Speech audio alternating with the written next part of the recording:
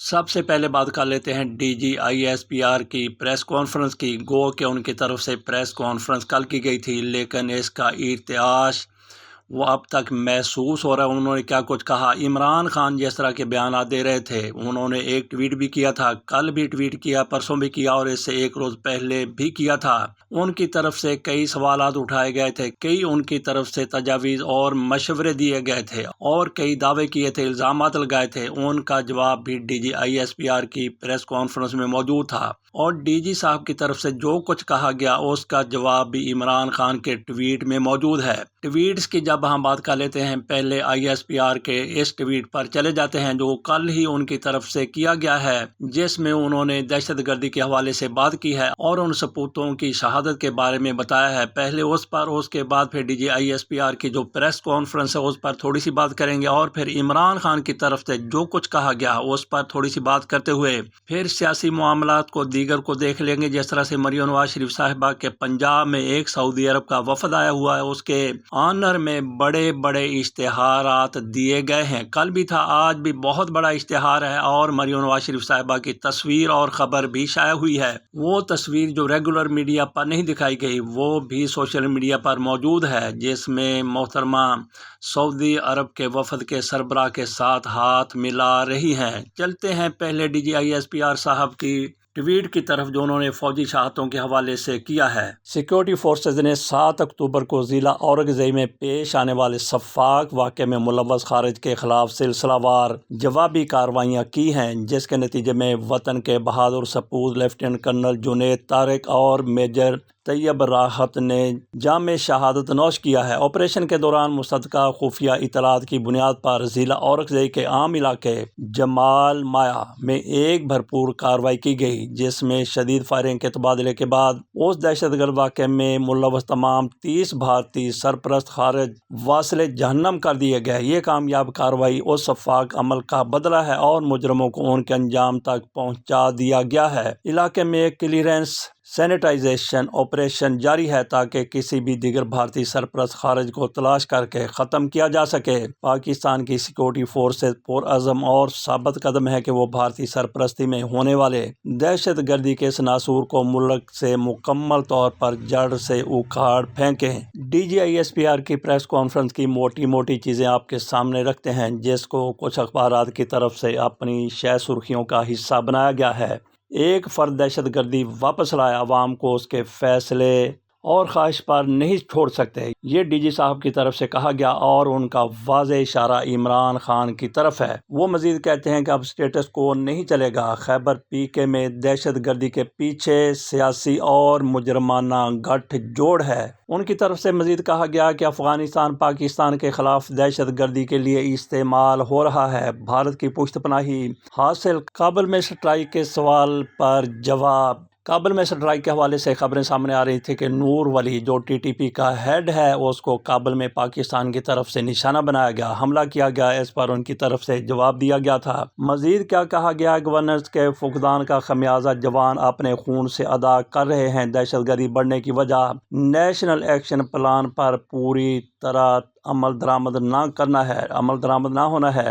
عوام کی حفاظت کے لیے اقدامات کر رہے ہیں، ہر مسئلے کا حل بات چیت ہوتا تو جنگیں نہ ہوتی۔ یہ ان کی طرف سے عمران خان جس طرح سے بار بار کہہ رہے ہیں کہ مذاکرات کیے جائیں طالبان حکومت کے ساتھ، اس کا جواب دیتے ہوئے ڈی جی صاحب کی طرف سے یہ کہا گیا۔ وہ مزید کہتے ہیں کہ صوبے میں گورننس عوامی بہبود کو جان بوجھ کر کمزور کیا گیا، منصوبے کے تحت دہشت گردوں سہولت کاروں کو جگہ دی گئی، قوم بمثل بنیان مرصوص ان کے سامنے ڈٹ کر کھڑی ہے، معاونت کرنے والوں کے لیے زمین تنگ کر دی جائے گی۔ کیا بھارت کے ساتھ بیٹھ کر سازش کرنے والوں سے بات چیت کا فیصلہ درست ہے؟ دہشت گردی کے کسی مجرم کو اس سال سزا نہیں ملی، ملک کی خود مختاری کے لیے جو کرنا پڑا وہ کریں گے۔ مزید بھی ان کی طرف سے کہا گیا کہ افغان مہاجرین کی واپسی پر سیاست کی گئی۔ 9 مئی قوم کا مقدمہ ہے، لندن کی عدالت نے جھوٹے الزامات پر فیصلہ دیا، اپنے عدالتی نظام کو مضبوط کرنا ہوگا۔ فیض حمید کے حوالے سے سوال پر ان کی طرف سے کہا گیا، افواج پاکستان میں دفاع کے لیے حقوق حاصل ہوتے ہیں۔ ڈی جی صاحب کی طرف سے کور ہیڈ کوارٹر پشاور میں یہ پریس کانفرنس کی گئی تھی۔ جیسا کہ ہم نے کہا کہ ایسی کانفرنس عموماً راولپنڈی میں ہوتی ہیں، اسلام آباد میں ہوتی ہیں یا لاہور میں ہوتی ہیں، بہرحال ان کی طرف سے پشاور پشاور میں جا کے پریس کانفرنس کرنا اس کو خوش آئند قرار دیا جاتا ہے۔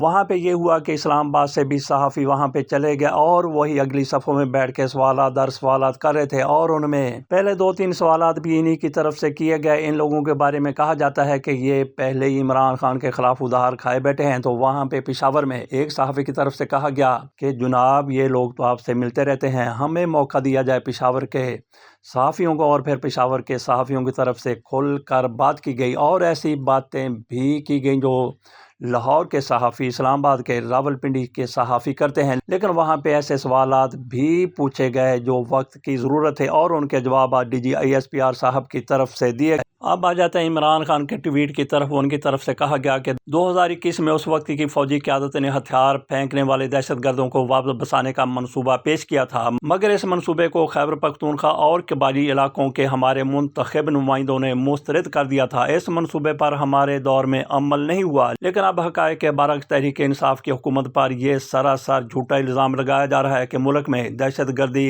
اس دور میں بسائے گئے دہشت گردوں کی وجہ سے پیدا ہوئی۔ قوم کو بتایا جائے کہ کون سے دہشت گرد کب، کہاں اور کیسے بسائے گئے۔ تو یہ عمران خان کی طرف سے ٹویٹ کیا گیا، ان کا پیغام ٹویٹر پر جاری کیا گیا 9 اکتوبر کو۔ آج 11 اکتوبر ہے، درمیان میں ایک 10 اکتوبر کا دن آیا جس میں DGISPR صاحب کی طرف سے یہ پریس کانفرنس کی گئی۔ اس سے پہلے بھی عمران خان نے اپنے ٹویٹر پر ایک پیغام چھوڑا تھا، وہ بھی اڈیالہ جیل سے ان کا پیغام آیا تھا۔ وہ کہتے ہیں کبھی یہ کہا جاتا ہے کہ پاکستان میں دہشت گردی کی ذمہ دار افغان حکومت ہے، جس کی تائید سے افغانستان میں بسنے والے دہشت گرد پاکستان میں کارروائیاں کرتے ہیں، اور کبھی کہا جاتا ہے کہ دہشت گردی دہائیوں سے پاکستان میں بسنے والے افغان مہاجرین کی وجہ سے ہے۔ یہ دونوں باتیں ہی غلط ہیں، کیونکہ لاکھوں افغان مہاجرین کو بے عزت اور رسوا کر کے نکالنے کے باوجود دہشت گردی بڑھتی جا رہی ہے، اور یہ متضاد بیانات عاصم منیر کے مسلط کردہ عوام دشمن نظام کی بدحواسی کو ظاہر کرتے ہیں۔ وہ کہتے ہیں کہ دہشت گردی سے نمٹنے کے حوالے سے میرا موقف ہمیشہ سے دو ٹوک رہا ہے۔ تاریخ بھی گواہ ہے، دہشت گردی کے خلاف اگر باقاعدہ سیاسی بصیرت اور حکمت عملی کی بجائے صرف طاقت کا استعمال کیا جائے تو ناکامی ہی مقدر بنتی ہے۔ ملٹری آپریشن کے نتیجے میں ہونے والا کولیٹرل ڈیمیج عوام کو انتقاماً ہتھیار اٹھانے پر مجبور کر دیتا ہے، اور یوں یہ سلسلہ بد سے بدتر ہوتا چلا جاتا ہے۔ سیاسی انتقام میں میرے خلاف مسلسل بے بنیاد مقدمات نہ صرف بنائے جا رہے ہیں بلکہ بار بار دہرائے جا رہے ہیں۔ توشہ خانہ القادر سائفر عدت اور پھر توشہ خانہ 2 سمیت کئی چھوٹے بڑے مقدمات مجھ پر اور میری اہلیہ بشرا بیگم پر صرف اس لیے بنائے گئے تاکہ میں جھک کر حقیقی آزادی کا عزم ترک کر دوں۔ بہرحال یہ تو عمران خان نے اپنی ذات کے حوالے سے بات کی ہے، لیکن اس سے پہلے وہ دہشت گردی کے حوالے سے ہی بات کرتے رہتے ہیں کہ مذاکرات کیے جائیں طالبان حکومت کے ساتھ۔ عمران خان کے ٹویٹس میں جو کچھ کہا گیا وہ DGISPR کی پریس کانفرنس کے جوابات بھی ہیں، اور جو کچھ عمران خان کی طرف سے کہا گیا DGISPR صاحب کی طرف سے بھی انہی کو موضوع گفتگو بناتے ہوئے بات کی ہے، جواب دیے ہیں، کئی سوالات اٹھائے ہیں۔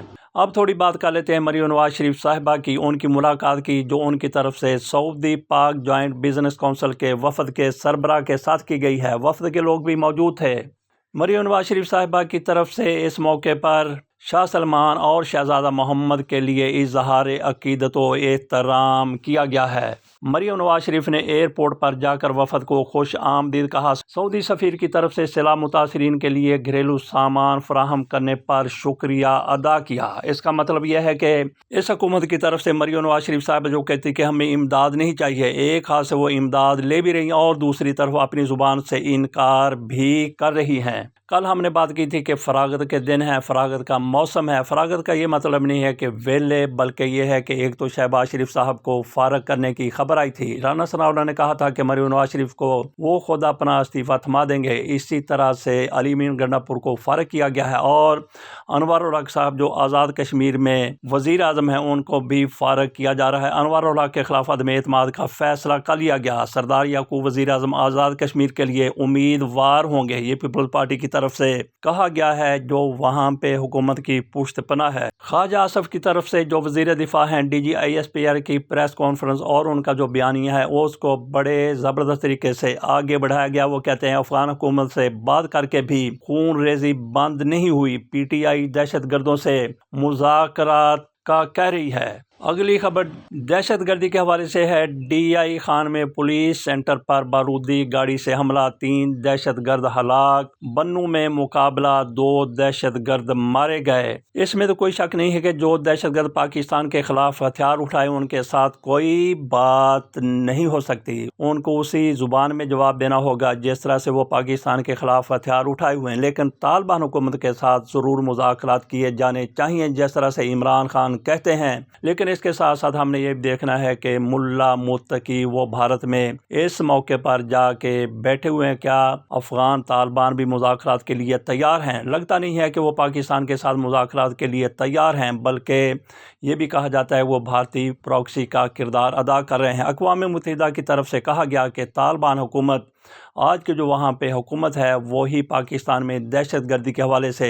TTP کو سپورٹ کر رہی ہے۔ چلتے چلتے بات کر لیتے ہیں آسن اقبال صاحب کی طرف سے کہا گیا، منصوبہ بندی کے وزیر ہیں، کہ اگلے سال پاکستان سے خلا نورد و خلا میں چلا جائے گا۔ کیا کرنے جائے گا اور کون جائے گا؟ یہ 2019 میں فواد چودھری جو وزیر ٹیکنالوجی تھے ان کی طرف سے کہا گیا تھا کہ 2022 میں ہمارے خلا نورد خلا میں چلے جائیں گے، لیکن وہ موقع نہیں۔ اب آسن اقبال صاحب کی طرف سے کہا گیا ہے کہ 2026 میں پاکستان کا پہلا خلا نورد خلا میں چلا جائے گا، وہاں پہ جا کے وہ سائنسی تجربات کرے گا۔ تو کون سا خلا نورد جائے گا یہ دیکھیں گے، جس طرح سے پہلے دیکھتے رہتے ہیں، کرتے رہے ہیں، اسی طرح سے یہ کہیں گے کہ خلا نورد اگر جانا ہے تو پھر ہمارا کیوں نہ جائے، تو کس کا نام دیا جائے گا؟ ہو سکتا ہے میاں نواز شریف کو بطور خلا نورد بھیج دیا جائے، شہباز شریف کو بھیجا جا سکتا ہے، آصف علی زرداری کہہ سکتے ہیں کہ میں بھی تو تیار، وہ جا سکتے ہیں، بلاول بھٹو زرداری کو بھیجا جا سکتا ہے، اور پھر مریم نواز شریف صاحبہ بھی اس حوالے سے تیار ہو سکتی ہیں۔ تو دیکھتے ہیں کہ اس حکومت کی طرف سے کس کو، وہ کون سا خوش قسمت ہے جس کو خلا نورد بنا کر